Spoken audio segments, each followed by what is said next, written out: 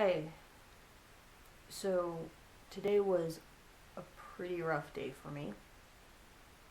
I started to come out at work as genderqueer, and yeah, it was a lot harder than I thought it was going to be. I don't I don't even know what I thought. I know that my goal was to start coming out as genderqueer sometime before my 30th birthday. And my 30th birthday is in March. So I felt like the other week that I may be ready. Not necessarily because it's getting close to March. I was starting to feel ready. It was getting close to my goal. So I wanted to get the ball rolling with it. And yeah, so um, yeah, it was honestly pretty rough. Um, it went well. I do want to say that it went really, really well.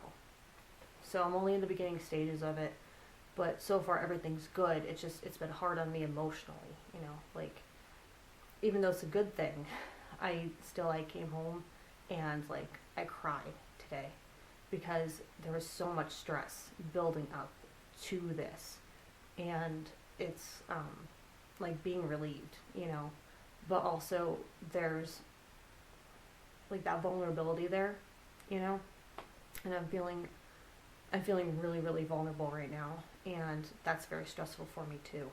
So it was just a lot, which made today pretty rough. But other people did not make today a hard day. They actually made a really cool one. So yeah, um, it was just a lot. Like I said, I started talking about non-binary and the gender spectrum and surgery and binding and all that stuff with people who you know had no idea what those terms were maybe 24 to 48 hours ago. So again, it was pretty stressful, and I was really putting myself out there. So yeah, I guess I don't know, like people are starting to Google a lot about genderqueer and all of that. Like I know they are because they told me that they're looking this up on the internet, which is wonderful. That's awesome that this awareness is spreading. But also I know these videos pop up too in those searches because I've seen my own videos pop up in those searches. And it's a little weird. And that's part of my vulnerability right now too. What a lot can be done over the internet when it's pretty anonymous, right? And then all of a sudden all these people who I know but aren't necessarily close to me could easily stumble upon genderqueer chat, which would on one hand be really, really cool, but on the other hand puts me again in a very vulnerable position. I'm sure there's like shit on here I said that was stupid in the past, or maybe some stuff I really don't want people at work to know. But I don't know. I feel like taking down like all these videos right now. Honestly, I've considered it today, but that's probably not going to happen because I'm making another one right now. So yeah, it's just I feel really exposed, I guess. So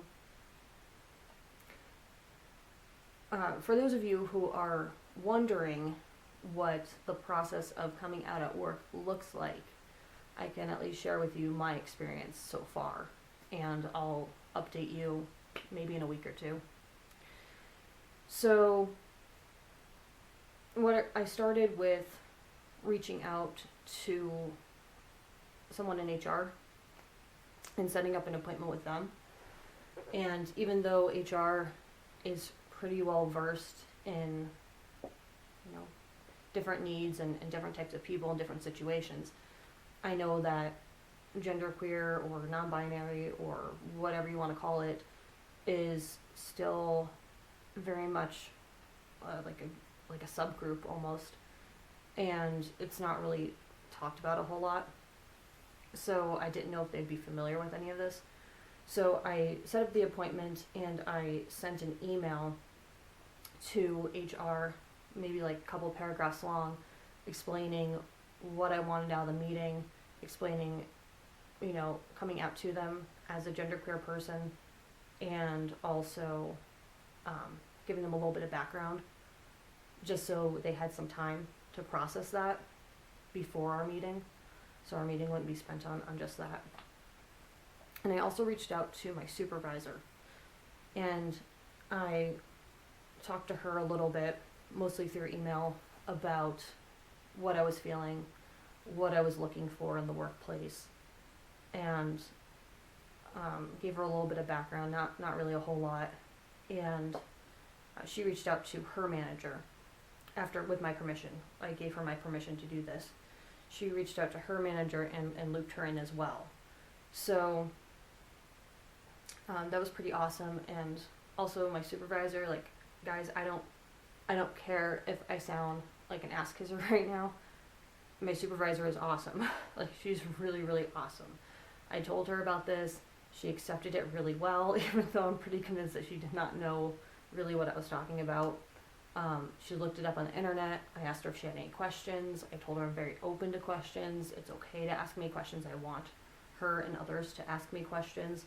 And she said no, but she wanted to do more research first. And I thought that was awesome that she was researching this a second time to gain even more information. So that's really, really amazing. Like, and she's just been so supportive of me and really has followed up. And we've been talking about this pretty much every day for the last few days. And, yeah, she's just amazing. So having a good supervisor or just a good person you can go to help you with this really, really helps. So I talked to her first. I talked to my HR partner. They were awesome. And they really helped me kind of decide what direction I wanted to go in with telling people. And they also kind of helped me with restroom usage. So we have a gender neutral bathroom at work, but it's mostly reserved for people who are not feeling well. Like, there's a bed in there and stuff, like you can lay down. It's kind of like a sick room. And so I wanted to let the people who, like, our safety and security team, know that I would be using that as my my only restroom, really.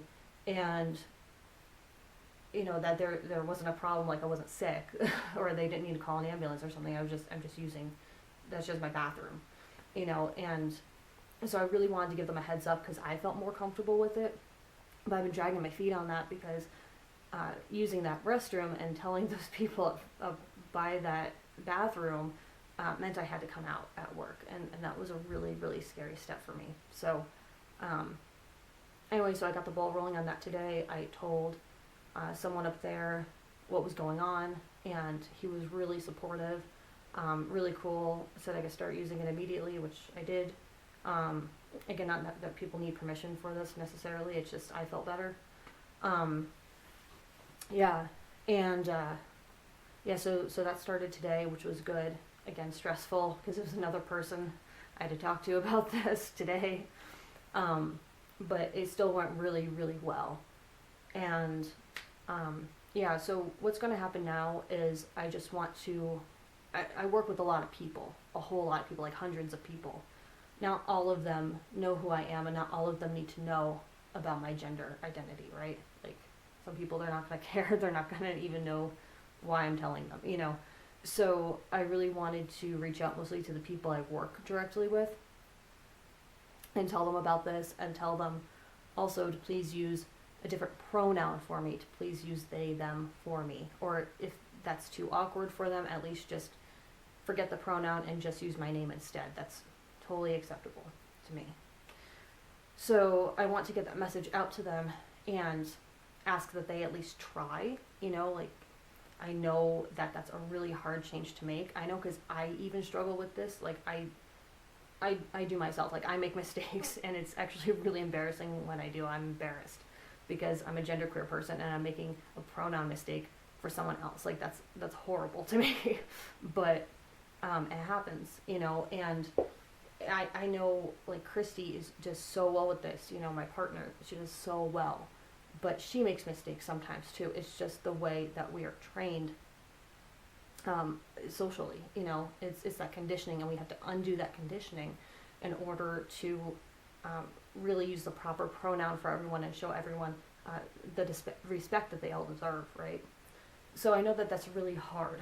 So I'm just asking that my coworkers at least try, you know, even if they mess up 100 times a day. If they are trying, I don't care. You know, I think that's awesome. So that is, really the next step here, and is really up to me how I want to communicate that. And my supervisor gave me some ideas, a friend of mine gave me some ideas, and I'm really going to think on it. But right now I'm leaning toward maybe like an email communication to people, again, who I work directly with, and just telling them, you know, kind of what's going on. Please use these pronouns for me. Please don't refer to me as ma'am or miss or girly or whatever other types of feminine words they like to use for me, which I really don't like. It's very uncomfortable for me. So I'll be drafting an email, I think, and sending it out to everyone. I don't know if I'm going to send it out in phases or if I'm just going to send it out to everyone who I want to tell all at once. I'm really not sure, and there are still a few people I need to loop in prior to this. So that's pretty much it. You know, like, no one acted like it was a big deal. Everyone's been really supportive, and everyone actually wants to know more about it, it seems, which is very cool. And I really appreciate that. So, yeah, that's kind of just what the process looks like. It wasn't, again, anything too drastic at work. Again, pretty much not a big deal. I think I had the biggest reaction out of it to everybody, in comparison to everybody, just because of all the emotional baggage and whatnot that came with this. But yeah, so anyway, I'll keep everyone updated on how this is going, and if you have any questions about, you know, coming out at work or anything related to that, you know, just leave them in the comments below, and I'll try to answer them in the next video. All right, guess I'll talk to you guys later. Bye.